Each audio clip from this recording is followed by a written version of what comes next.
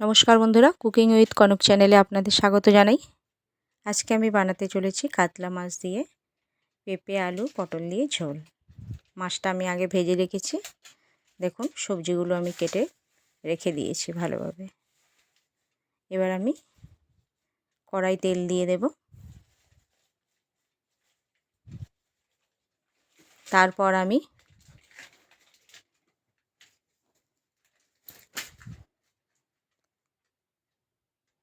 গোটা জিরে দিয়ে দিলাম।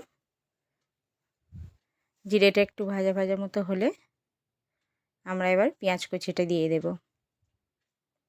পেঁয়াজ কুচিটা দিয়ে একটু নেড়ে ভাজা ভাজা মতো করে নেব। হালকা ভাজা ভাজা হয়ে গেলে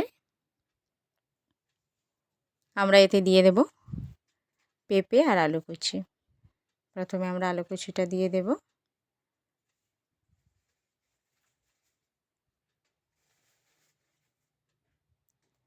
ডুমো করে কেটে রেখেছি আলুগুলো, দেখুন পেঁপেটাও তাই। একটু নাড়িয়ে নিলাম। এবার এর সাথে আমি পেঁপেটাও অ্যাড করব। এবার আমি এতে পেঁপেটাও দিয়ে দিলাম। পেঁপে আর আলুটা দিয়ে আমি একটু ভালো করে ভাজা ভাজা মতো করে নেব। মোটামুটি যখন একটু ভাজা মতো হয়ে আসবে তখন আমরা এতে পটলটা দিয়ে দেব। কেটে রাখা পটলটা দিয়ে দিলাম। পটলটা দিয়ে প্রত্যেকটা সবজি মিশিয়ে নিয়ে খুব ভালোভাবে একটু ভাজা ভাজা মতো করে নেব। ভাজা ভাজা হয়ে গেলে এতে আমরা একটু লবণ দিয়ে দেব। পরিমাণ মতো লবণ দিয়ে দিলাম। লবণ দিয়ে একটু নাড়িয়ে নেব।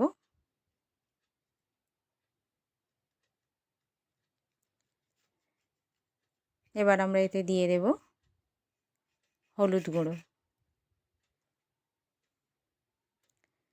2 টেবিল চামচ হলুদ গুঁড়ো দিয়ে দিলাম। তারপরে দিয়ে দেব পরিমাণ মতো লঙ্কা গুঁড়ো। যে যেমন পরিমাণ লঙ্কা খাবেন ঝাল সেই অনুযায়ী দিয়ে দেবেন। লঙ্কা গুঁড়ো দিয়ে এবার মশলার সাথে সবজিগুলো ভালোভাবে কষিয়ে নেব। সবজিটা কষানো হয়ে গেলে আমরা এতে জল দিয়ে দেব।